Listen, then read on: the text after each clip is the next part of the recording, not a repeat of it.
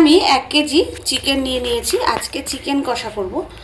তো আর মানে 1 কেজি চিকেনটাকে আমি কি করেছিলাম, আনার পরে জল দিয়ে ভিনিগার দিয়ে বেশ কিছুক্ষণ ভিজিয়ে রেখেছিলাম। তারপরে আমি পরিষ্কার করে ধুয়ে নিয়েছি। আর ভিনিগার দিয়ে ভিজিয়ে রাখলে না চিকেনটা বেশ ভালো পরিষ্কার হয়ে যায়। দেখো একদম সাদা সুন্দর হয়ে গেছে। মানে চিকেনের এই যে রক্তগুলো লেগে থাকে, অনেক থাকে, এগুলো খুব সময় লাগে। আর ভিনিগার দিয়ে ভিজিয়ে রাখলে বেশ কিছুক্ষণ তারপরে তুমি ভালো করে ধুয়ে নেবে, এরকম সুন্দর পরিষ্কার হয়ে যাবে।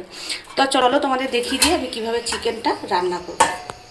রান্না করার জন্য আমি এখানে নিয়ে নিয়েছি টমেটো 2টো, আর এই আদা কুচি, রসুন, আর এই কাঁচা লঙ্কা, লাল লাল কাঁচা লঙ্কা, আর এখানে 3টে রসুন নিয়ে নিয়েছি।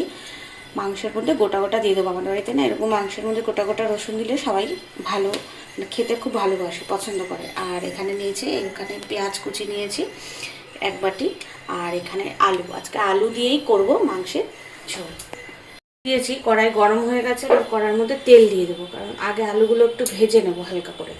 দেখো কড়াই পুরো গরম হয়ে গেছে, তেল দিয়ে দিলাম। গরম হয়ে গেছে, এবার আমি আলুগুলো এক এক করে এর মধ্যে দিয়ে দেবো, দিয়ে ভেজে তুলে নেবো। লাল লাল হওয়া পর্যন্ত ভেজে আমি তুলে নেব। এবার আমি একটু লবণ দিয়ে আলুগুলো ভালো করে ভেজে নেব।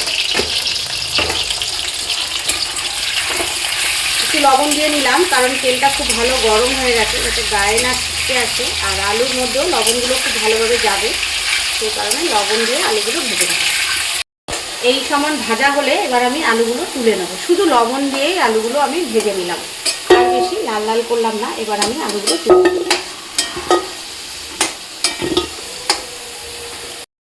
এবার আমি এই মিক্সিং বলে দিয়ে দেবো, দিয়ে রেডি করে নেবো। মানে মশলাগুলো এবার আমি রেডি করে নেবো।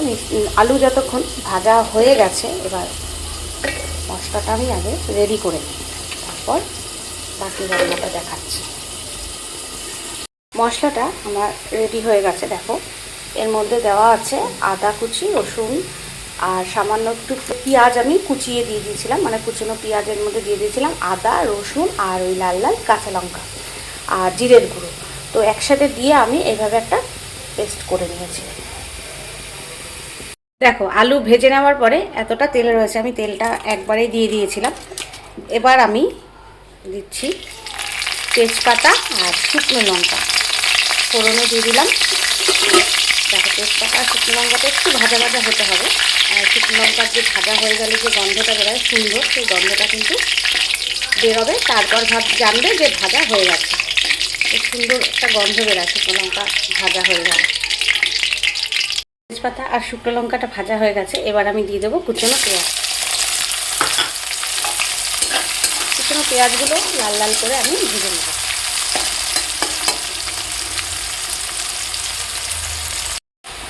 এবার দিয়ে দেবো কাঁচা টমেটোগুলো। কাঁচা টমেটো আর পেঁয়াজ যাতে খুব তাড়াতাড়ি ভাজা হয়ে যায়, সেই কারণে দিয়ে দেবো লবণ।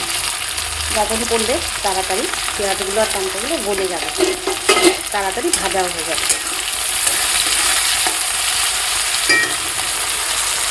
পেঁয়াজ আর টমেটোগুলো নরম হয়ে এসেছে হালকা হালকা। এবার আমি ওপর থেকে দিয়ে দেবো ধুয়ে রাখা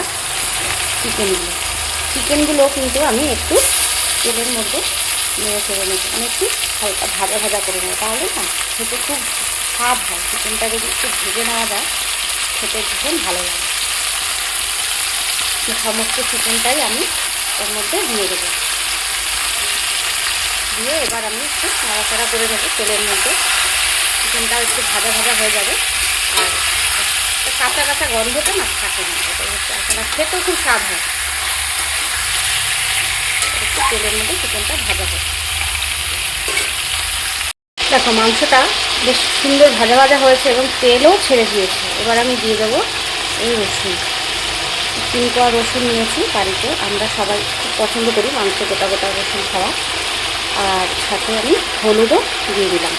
আর একটুখানি হলুদ দিয়ে বা রসুনটা দিয়ে বেশিক্ষণ না, খুব অল্প সময় তেলের মধ্যে আমি মাংসটাকে একটু নাড়াচাড়া করে নেবো। দেখো মাংসটা না যখন এরকম ভাজা ভাজা হয়ে আসবে, কড়াইতে কিন্তু একটু লেগে লেগে উঠবে, তখন বুঝতে পারবে যে মাংসটা এবার সুন্দর ভাজা ভাজা হয়েছে।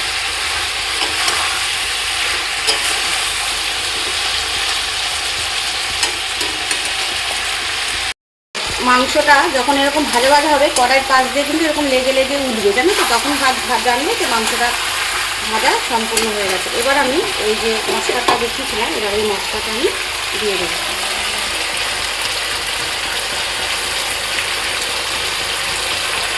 এগুলো দিয়ে এবার আমি খুব ভালোভাবে কষিয়ে নেব।